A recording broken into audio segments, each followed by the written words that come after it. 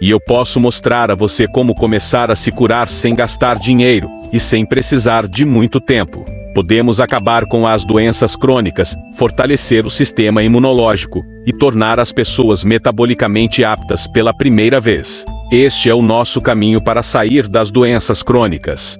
Conheça a doutora Mandy Pels, uma das principais especialistas em nutrição e saúde funcional, além de autora de best-sellers. Ela é uma líder reconhecida no campo da saúde alternativa e uma pioneira no movimento de jejum.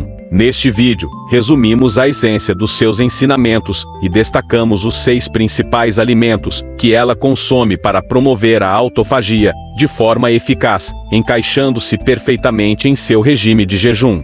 Ninguém cura você, você cura a si mesmo. Por isso, é importante começar a enxergar o corpo humano como um organismo autossuficiente, que está sempre trabalhando para mantê-lo vivo. Vamos primeiro entender o que é autofagia. A autofagia é um processo natural em que as células degradam e reciclam seus próprios componentes. O termo autofagia vem das palavras gregas auto, que significa por si mesmo, e phagein, que significa comer. Essencialmente, a autofagia é a forma que o corpo tem de limpar células danificadas para regenerar células novas e mais saudáveis. Para que a autofagia ocorra, o corpo precisa estar em estado de jejum. O que acontece em um estado de jejum é quando o nível de glicose no sangue cai o suficiente para desencadear no corpo a mudança para um estado metabólico diferente.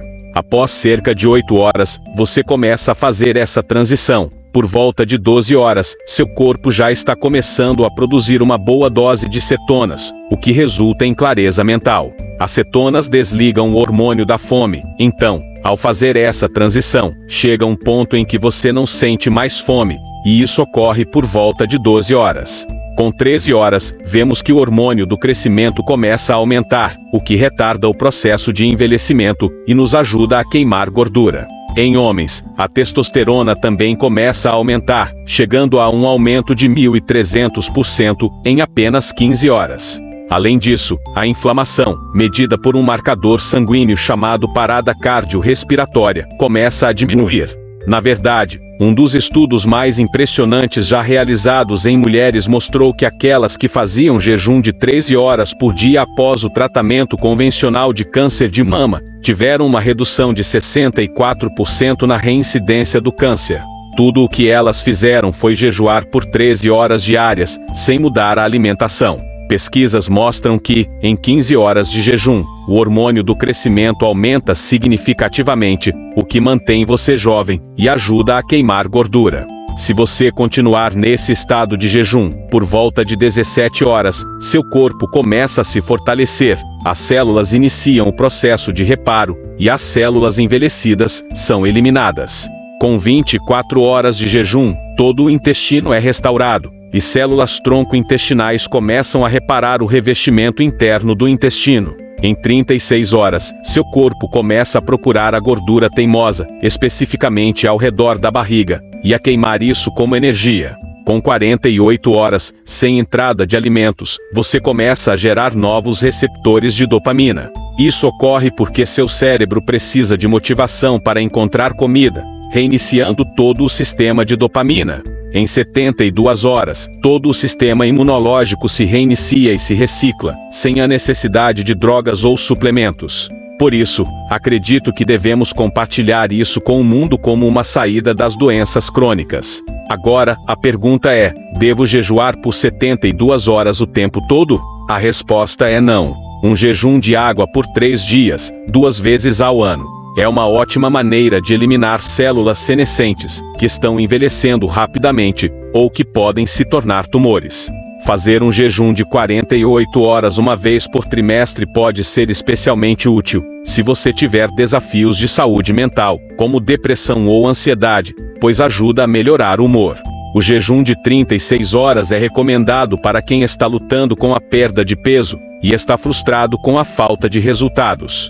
Um jejum de 36 horas por mês pode ser a solução. Para jejuns de 24 horas ou menos, eu recomendo variar esses jejuns semanalmente, dependendo do ciclo menstrual, mas um jejum de 24 horas por semana pode ser milagroso. Isso é o que muitos que fazem uma refeição ao dia seguem. Porém, evite fazer isso todos os dias, e a maioria das pessoas combina jejuns de 12 a 17 horas regularmente, exceto na semana anterior ao ciclo menstrual. Ao jejuar, é crucial estar atento às suas escolhas alimentares. Aqui estão os 6 principais alimentos que a doutora Mandy consome frequentemente para maximizar os benefícios do jejum. Primeiro, o abacate, especialmente excelente para o café da manhã. Eu adoro quebrar o jejum com gordura. Por quê? Porque isso desativa o hormônio da fome. Se você comer gordura primeiro e esperar 1 hora antes de comer qualquer outra coisa, perceberá que dentro de 1 hora não terá mais aquela vontade imediata de comer o que pensava que queria. Eu costumo quebrar meu jejum com um abacate. É super fácil, basta cortá-lo ao meio e comer. Uma forma mais interessante que a doutora Mandy aprecia combinando abacate com alimentos probióticos. Eu uso muito chucrute e kimchi. Pego um abacate, coloco kimchi e chucrute por cima, combinando essa riqueza de probióticos com a gordura. Essa é a maneira mais comum de quebrar o jejum. Agora você está repondo boas bactérias, alimentando as boas bactérias que ajudarão na perda de peso. O próximo alimento é o cacau, que é chocolate. A empresa Mols realizou uma pesquisa sobre o que o chocolate faz para a autofagia. Isso não significa que você deva sair por aí comendo uma barra de chocolate Mols, mas prefiro que você opte por fontes de cacau puro. Há algumas coisas a serem observadas ao comprar chocolate. Procure pela palavra cacau como o primeiro ingrediente e também manteiga de cacau. Quanto mais escuro o chocolate, melhor, porque contém mais cacau. Um estudo realizado com cacau, publicado no Journal of Agricultural and Food Chemistry em 2009, mostrou que, quando o cacau foi administrado às células hepáticas, ele estimulou a autofagia.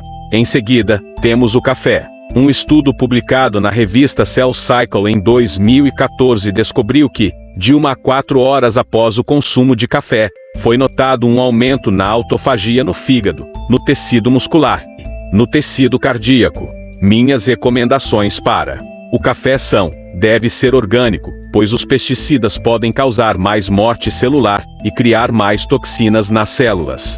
Outro grande problema com o café é que ele pode conter muito mofo, então é importante garantir que seja orgânico e livre de mofo. Caso contrário, você estará tentando estimular a autofagia, mas adicionando toxinas, o que não faz sentido para mim. Para os amantes de café, pode surgir a dúvida se você pode apreciá-lo durante o jejum. A resposta é que, para a maioria das pessoas que acompanhamos em jejuns, o café preto funciona bem durante o período de jejum. Agora, no livro e no meu canal do YouTube, eu enfatizo que você deve fazer um teste de glicose no sangue, para garantir que isso funcione para você. Se o café for puro e preto, será adequado para o jejum. Se adicionar MCT-oil, será ainda melhor, pois ajudará a acelerar a transição para um estado cetogênico. Se você adicionar creme, precisará testar sua glicose no sangue para ver se isso funciona para você. Outro ótimo drink para impulsionar a autofagia é o chá verde. Espero que você já saiba que o chá verde é considerado um alimento saudável. É uma ótima alternativa se você não quer consumir muita cafeína. Um estudo publicado no Nutrients Journal em 2019 mostrou que o chá verde tem efeitos neuroprotetores, além de estimular a autofagia em qualquer célula exposta a ele, sendo um dos estimulantes universais de autofagia. Além disso, o chá de bergamota foi estudado em camundongos e humanos, mostrando que o óleo de bergamota, como um óleo essencial, cria autofagia em neuroblastomas humanos, que são cânceres de tecido nervoso. Essa pesquisa foi realizada em 2014. Agora, vamos falar sobre o azeite de oliva, um item básico na cozinha. É importante garantir que ele seja orgânico e nunca rançoso, por isso é necessário cheirá-lo. O azeite não deve ser armazenado no balcão ou no armário por muito tempo. Se ficar rançoso, não estimulará a autofagia, pelo contrário, criará inflamação celular. Outro ponto importante é não aquecer o azeite. Se aquecê-lo e ele começar a fumar, você transformou-o em uma gordura inflamatória. As pesquisas sobre o azeite de oliva também são bastante interessantes, pois estão descobrindo que ele tem efeitos sobre as proteínas beta-amiloide e tal, que estão associadas ao Alzheimer.